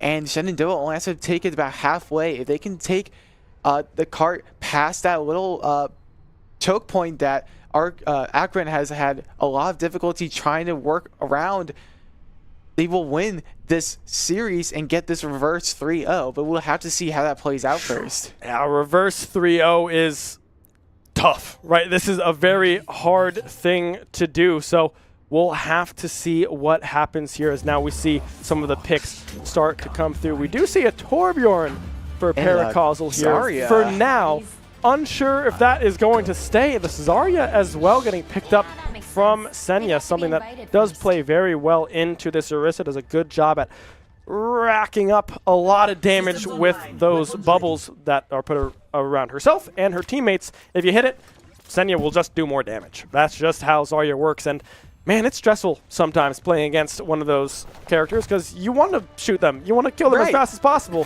but with Zarya, that's not always the case.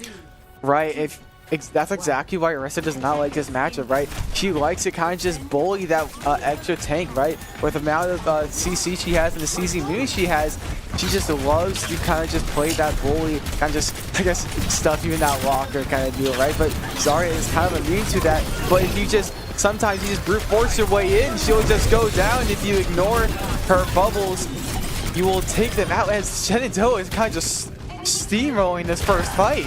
Hey, it might have bubbles, but we got ice, and it's one big wall separating Senya from the team. A great first fight coming through from the Hornets, and an immediate capture of this first point. We're going to the payload not even a minute in. Right, and look, all these team swaps from Akron, Chubby on the June like we saw before, mostly on the Ana for most of this series.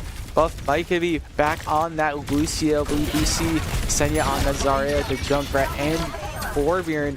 But there's a lot of time left for Shenandoah to work with. The Junk is kind of just spamming these bombs down this choke, and that's what makes Junkrat such an impressive character in these certain situations, right? He's an obstacle for you to overcome, and once you can deal with him, he's much easier. Another wall, but both bubbles have been popped, but the damage is racking up as the tire will come out. Will it get anyone? Still driving around. We'll be able to find one. Claviella will fall. The Javelin coming out as well. Great defense, a great hold coming through from Akron. I mean, just that audio cue from that Rip Tire was enough to fully take the attention away from the front of that fight and be like, where is this tire going to go? We need to find it because it can be devastating. Does find one, but not I mean, Shenandoah doing a great job, but Akron as well. This defense holding strong Paracausal very close to having that Molten Core up and available for this Torbjorn, which can also turn many a fight. Right, and just playing this poke game with Flame Society to drop from there, trying to just spawn to the tank shrinking business that Junkrat is known for, and trying to shred these bubbles with the wall. Amazing team play from Rain Dreamer and Tiny Shiny as the Death Blossom goes out. Will this be it? Potentially so, as it is just Chubby left as he is forced to retreat. That might be it for the side of Shenandoah. They might get this reverse 3-0. They have one on the payload. Can Akron make their way back in time? They're pushing forwards. They need to try to reach it. Just meters left. Oh, they no. won't be able to. The reverse sweep completed. You talk about comfort zones. Well, I hate to tell you, but 0-2 is SU's. Take that win, gentlemen and ladies. You earned it. Hugs all around. Danny and Flames so happy about their victory. Ranger carrying Flames for a second. Just love that duo energy that we saw from those two before with those Terra Blossoms like we saw, and just amazing team play all around. I love the adjustments they made. Yeah, I mean, that was just an absolute steamroll coming through on that hybrid setup. And I'm confused as why we switched up so much on the Akron side, right? Because it seemed like it was working very, very well, but the Torb was struggling to find any sort of value, right? It was very difficult for the turrets to stay up, for them to find the kills that were needed. And yeah, it was kind of a head scratcher, if you will, for me. Right, and I believe it's just an act of desperation from Akron, right? When you were losing, you're losing all your momentum this fast, right? When you just get all the momentum the first two maps, and then you lose it all like immediately in the span of two maps, you almost feel desperate to try something new, right? We go to those counter swaps instead of playing those comfort picks. Like we saw that Zarya, we also saw the Torbjorn as well, but as we saw before, they did not prove to be the best picks in terms of like actually comfortability, because on paper, yes, Zarya does have a good matchup against Orisa, but it does not seem that Senya was as comfortable on Zarya as Rain Dreamer was on Orisa. Yeah, it almost felt like they were trying to force that counter pick, right? Trying to be like, all right, we're going to try to shut it down early, but then they didn't swap off of it, right? So they were still trying to force this pick that just did not seem to be working. And a lot of that is also due to Tiny Shiny on this Mei as well, finding huge walls, huge openings to just burn down Senya on that Zarya, taking the tank out of the equation. And then once that was done and dusted, SU could just push on forwards. Flames had practically free reign of the backline all series long, and everyone at the end of the day on SU finally got on the same page and was able to finally execute what they've been practicing all year long. Right, a hard-earned win indeed, Ben. Just amazing adaptation from Shenandoah, right? They were getting a few missteps in those first two maps, but once that map 3 rolled around, we were able to swing the tide. Yeah, it was a great series. Akron, great stuff as well coming through from them, coming out of the gate swing, but just unable to hold on at the very end. But we have an interview with Claviella, our support player, geared up and ready to go. Kevin, take it away. Shenandoah, we have just witnessed a reverse sweep. I am here with Claviella. You gotta tell me, how are you feeling right now? Honestly, my brain hurts. A little too much Overwatch, but it feels great actually, reverse sweeping for the first time in, well, the whole season. So Great stuff. I gotta, like, when you're going down in that series, right? The first two rounds happen, the pressure's on you. What's running through your head to try and bring back this series? well, our team's actually really good at mentally resetting. A lot of the times we're just trying to dial down our silliness because we're sometimes a little silly team. But yeah, honestly, at that point, we're just trying to hard lock in and refocus, and we're going through every single thing that we did wrong and just revamping. Great stuff. I have to ask, I mean, the pop-off afterwards, I imagine the pressure at that point, it has to just feel so relieving to just finally get that sort of last moment. Is there anyone in particular you want to say, like, shout out at this point? Because you have the whole Shenandoah community watching. Shout out to our Overwatch team because we're just the GOATs, I guess. But also, I don't know, shout out Mom. Yeah. Beautiful stuff here. Great all around. I do believe we are going to throw it back to the casters before closing things out. Great stuff all around. Back to you guys.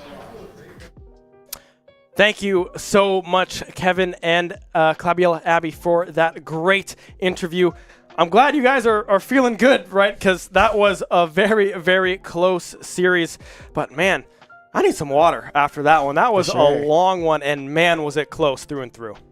Right, and I really loved how Shenandoah was able to pull things back, kind of just refrain from, like, making those swaps. And I do think Shenandoah is just really known for this comfortability, right? I do believe that is what won them the day today. Akron was not afraid to try out different things, and I like that, but sometimes you have to go back to your comfort foods, right? Shenandoah, all about their comfort foods, loves that Reaper, loves that Orisa, loves the Tracer, but Akron was maybe too quick to kind of just jump around to different conclusions. Yeah, and frankly, both teams had very good moments and very tough moments. Don't want to say bad moments because they weren't bad, because both teams were just playing out of their mind every which way. So congratulations to both teams. Thank you so much for NECC for hosting, and us, Shenandoah, hosting NECC here at Shenandoah today and last night with the social as well. Thank you so much for sticking by this very, very long series, a full 5 here tonight, the night of NECC. So yeah, thank you so much for joining us. Drop us a follow wherever you are watching. Subscribe, like, follow, whatever it is that you can do. Be a friend, tell a friend something nice. It might just change their life, and we will see you next time. Shenandoah University is a big little university rising. With 22 Division III sports teams, over 200 areas of study, over 300 annual performances, an elite academic esports program, nationally ranked health professions programs, one of the biggest university presences on Broadway, immersive AR and VR learning programs, cybersecurity and computer science programs, and innovative undergrad and graduate programs. all at a place that cares for you. Shenandoah University is the big little university rising. Find out more at su.edu/rising. We have the esports arena right here on campus in Winchester, Virginia, and this facility acts as the hub for all esports activity at Shenandoah University. Students are able to use this space not just for competition and practices, but also as a living learning community and a sandbox for them to come and explore and practice and try out things related to and through esports in the gaming industry, so that they're getting that hands-on learning and the skills necessary to help them find a career by the time they graduate. We also have the professional level broadcast production booth, where we do all of our broadcasting and production, from casting of our games that we play right here on campus to working with outside entities to record footage for them as well. In addition to the space that we have here in the esports arena is the esports war room.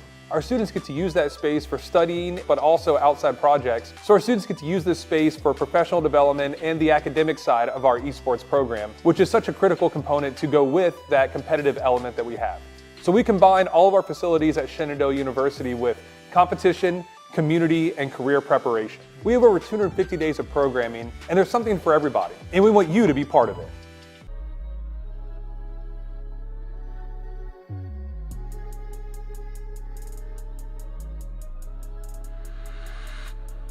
Nando, it has been an incredibly long and beautiful day here at Shenandoah University, but it ends in a way that we can all relate to, something we all love: competition. What aspects are you trying to bring in to this game to try and walk out on top? Yeah, so last game we had 2 players debuting. Our full support line was debuting, but with our current structure, how we're looking at how fundamentals are built and how that really supports the team, the name of the game last week or earlier this week was we were 99% there. even with 2 debuting players, have never played on a competitive team, have never played Overwatch competitive. Will today be that 1%, that full 100% for this Academy team? I guess we're just going to have to wait and see, but it sounds promising thus far. Thrives in all of them, but like you mentioned, he is very familiar in that tank role with the Mauga, with the Hazard, like you said, those very brawl comp dive characters. So we'll have to see how he pans out in the support role, but very in particular. Yeah, Lijiang Tower is kind of the tried and true bread and butter of pretty much every single collegiate team in America, right? Basically, this map 1 is going to be on Samoa. Yeah. This is something I've hardly ever seen before in a competitive setting like this, where instead of going Lijiang Tower, you go something different like Samoa.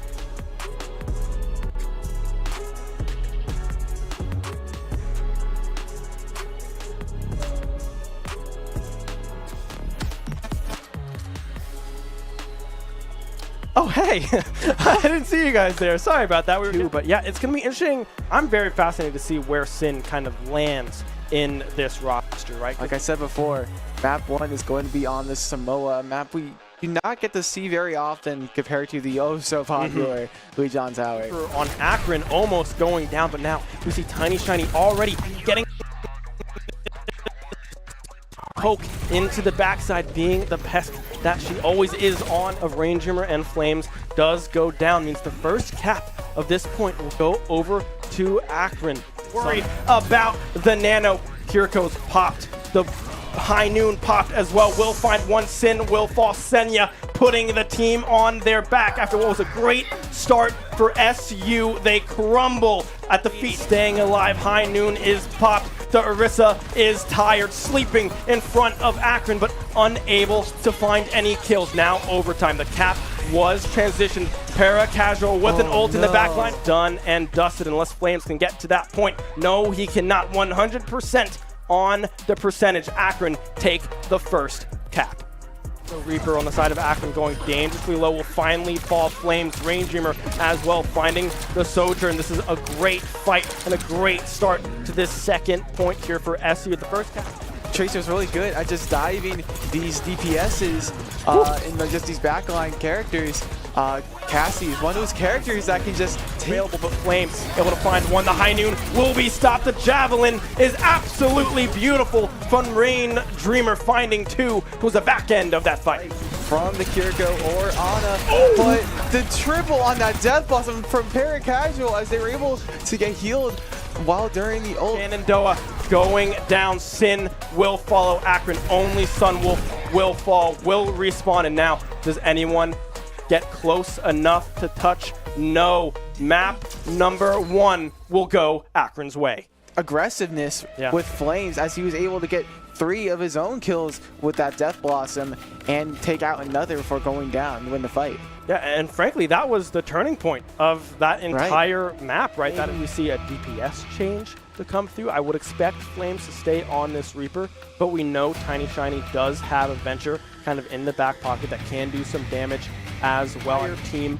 does a great job at finding those as we will go into map 2. Shambhala's Monastery is the pick here for map 2. I mean, we can already see the Venture in that backline. Para-Casual going under the ground, trying to stay alive. Tiny Shiny will fall. Para-Casual will follow suit very quick. Is beautiful as well. Senya will have to pop the ult, but not able to find anything with it. Flames will be able to bring out, pushing forwards, finds one. Rain Dreamer goes down. Sin will soon follow suit. Yes, they multiple members. Shenandoah trying to stay alive. Only Claviella will fall. The Nano was tossed out. Para-Casual will be up and available. Whereas on the side of Shenandoah, Rain Dreamer has their Sin. The Orbital Ray up and available, but Tiny Shiny will go down. The Blizzard was there, but instead Flames and Rain Dreamer opening to find the backline of Akron. Para-Casual will use the ultimate as well. Won't be able to find the angles. Flames goes in, won't be able to find any kills. Tiny Shiny finds the Sombra, but now will afterwards. Rain Dreamer able to find one, but that's all that they can do. Very close now. The touch coming through will not happen. Akron with a full cap here in map number 2. I'm interested to see if Claviella sticks with his Ana pick, because it has been looking good, but it's been hard to keep themselves alive. That's why we probably saw that Purico come out sooner, right? Some self-sustained eventer. Right, we do see a little bit of a swap from Akron as well. Junkrat, a very unusual character to see. Find the kill onto Chubby, but instead, Terracausal able to find one on the backside. Senya finding one as well. Tiny Shiny will go down. Flame trying to do all they can do in that backside, but really heavily gesturing. We're going to get a massive Riptide from Sunwolf. Boys are going to get both supports. Oh, no. Play coming through from Akron. Now, look at these ultimates coming up. Death Blossom is up and available. Will pop it with the Terra Surge in hand. Able to alive. Dodot does go down after the Kitsune is popped. Now Paracausal with the hack coming through. Will be able to find one. Tiny Shiny does go down in this fight. Ranger moving forward. Will be able to blow up the tire before it blows up anything else. Going purple. Will the ult come through? I expect it to, but there it will come. Tiny Shiny able to find a pulse bomb in the backside. Flames able to find two in response. Ranger will fall, but Paracausal boost so terrifying as Paracausal goes down to Flames. And we have Sunwolf in the back being a nuisance, but Rainjimmer is having none of that as she throws a javelin right into Sunwolf. Yeah, a beautiful javelin and another beautiful javelin coming. Claviella able to find one. Paracausal will fall. The Death Blossom not popped. It's going to be Flames instead. The full cap coming through for SU. Hit these shots on this Paracausal.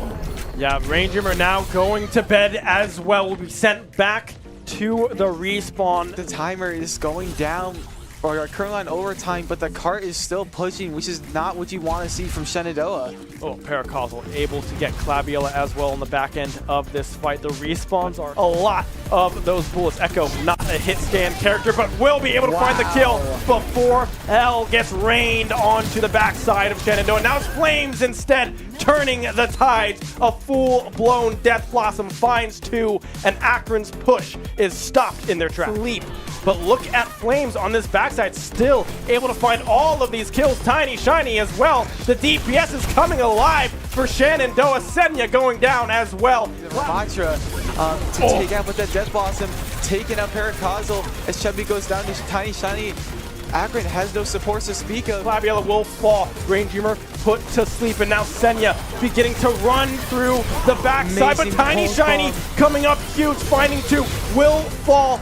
Rainjimmer going purple, overtime ticking away. Akron find the perfect fight and come away with the map 2 victory. Just a little bit of over-aggression, a little bit of misposition comes back to bite them and lose that map 2 in the end. So we'll have to see what the bounce back is now for SU, right? We go on. Finally, somebody goes down. Claviella able to find Sunwolf. The javelin will connect, but Rainjimmer will go down. Tiny Shiny on the backside, able to find one. Flames finding the second. Low there as well, has just a sliver of help. Will finally go down. Senya able to find that one. Flames as well will fall. Ultimate almost up and available for Ranger, but that Twin Dragons, a little dangerous. Setting up the combo with that combo with the Death Blossom and Terra Surge, but only getting one in Sunwolf, but applying a lot of pressure as you're able to stagger them all and keep them far away from each other. Dangerously low on this Ana, barely staying alive. Ranger trying to find that kill, but instead Paracausal will go in with the Death Blossom and get shut down immediately by Flames, but Senya has a response. Able to find two. Sin and Flames will fall. On one DPS and two supports already off the board, but the tank will soon follow from SU. Ranger goes down. No Terror Surge up and available. Tiny Shiny dancing around the competition, able to find the kill. As there's just so much chaos going around. Yeah, Sunwolf popping out as Flames with a huge Death Blossom finds three. Ranger follows up Senya, trying to do all that they can do, but will shortly fall. A huge fight and a massive turning point. Well, Rainjimmer will fall. Senya will fall as a response. Both tanks are down. Sin will soon fall. Paracausal able to find one, but Tiny Shiny on this back side will be able to find a response. Chubby will fall, loses out to Flames. Sunwolf trying to retreat. Senya as well trying to run away the best they can, but Tiny Shiny says, no way. Blink on Akron, but there's so much chaos trying to hide behind the robot. Oh my goodness. Flames. 1 HP. Flames pushing the action towards Akron, able to find one, will go down. Death Blossom not pop. Paracausal as well, only one remains. the full cap will come through from SU, and they will stay alive in the series. Yeah, and it seems, frankly, that the momentum has shifted dramatically, right? The ending of that map 3 was heavily Shenandoah favored. Claviella taking out Sunwolf with that headshot as Sunwolf takes out Claviella with the mine, but we do see Flames go down to Senya.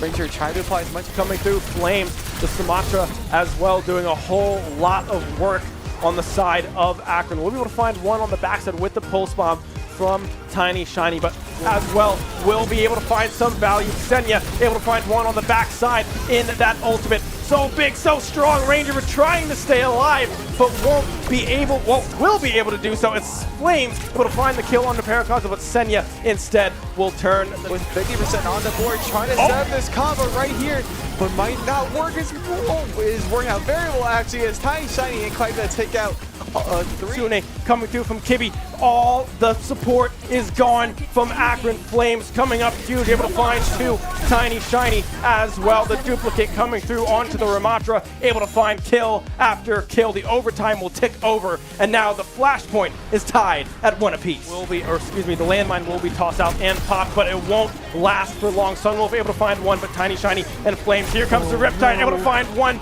Tiny Shiny goes. Not pulling the trigger, Ranger clinging on to your life, but is unable to hold on as Paracosm is able to take that kill from her. Here comes the Orbital Ray. Rangehammer going in, trying to find an angle, but instead, he's not even going to wait for the Terror Surge. Finds both DPS immediately.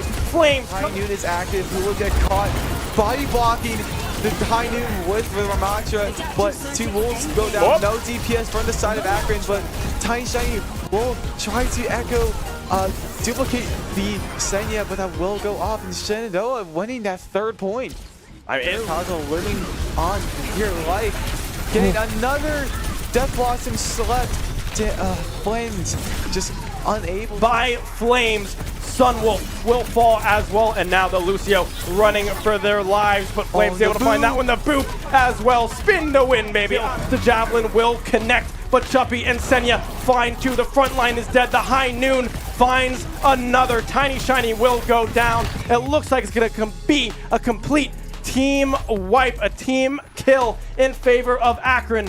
And now goes dashing through the back line, able to find 1. Chuppy will go down, dashing yet again, almost able to find Paracosm on that backside. Annihilation popped by Senny, able to find 1. Tiny Shiny goes down. Claviella soon to follow, but Flames with the Death Blossom in the backside, able to find 2, finds 3. A 1 fight for SU. Everybody alive. The Death Blossom pops, but goes down. Paracosm gets nothing. The beat as well will be dropped, trying to keep the team alive. Flames trying to find Sunwolf, will finally do so. Tiny Shiny with a dash through the board. It's a 3v2. The Kitsune is popped. The Terror Surge will not be needed. Only Kibby is left remaining, but it was ticked over. Now we go into overtime. Can anyone make it back from Akron? No, they cannot.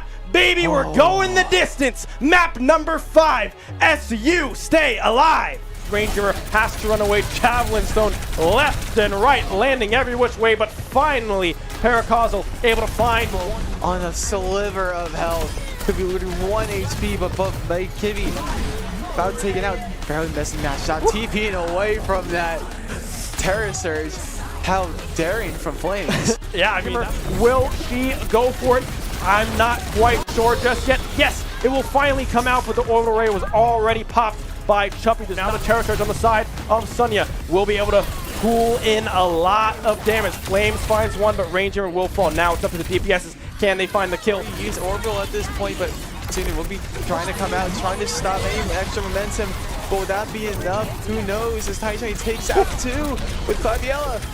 Claviella able to stay alive for the meantime. Flames and Tiny Shiny arrive in. Cooldown reduction was able to do it. We're trying to get another Death Blossom that Denny's was also used to. Just about 5 seconds remaining here on this timer. It looks like they will be able to hold the line. They get the first control point, but they can't push the payload far enough for the second. Shenandoah, it's looking good. Kind of just played that bully, kind of just, I guess, stuff you in that locker kind of deal, right? But Zarya is kind of immune to that. But if you just sometimes you just brute force your way in. She'll just go down. If you ignore her bubbles, you will take them out as Shenandoah. Still driving around, will be able to find one. Claviella will fall. The javelin coming out as well. Great defense, a great hold coming through from Akron. I mean, just that Junkrat is known for it and trying to shred these bubbles with the wall. Amazing team play from Brain Dreamer and Tiny Shiny as the Death Blossom goes out. Will this be it? Potentially so, as it is just time. They're pushing forwards. They need to try to reach it. Just meters left. Oh, they no. won't be able to. The reverse sweep completed. You talk about comfort zones. Well, I hate to tell you, but O2 is SU's. Take that win, gentlemen and ladies. You earned it. Shenandoah, we have just witnessed a reverse sweep. I am here with Claviella. You gotta tell me, how are you feeling right now? Honestly, my brain hurts. A little too much Overwatch, but it feels great actually, reverse sweeping for the first time in, well, the whole season. So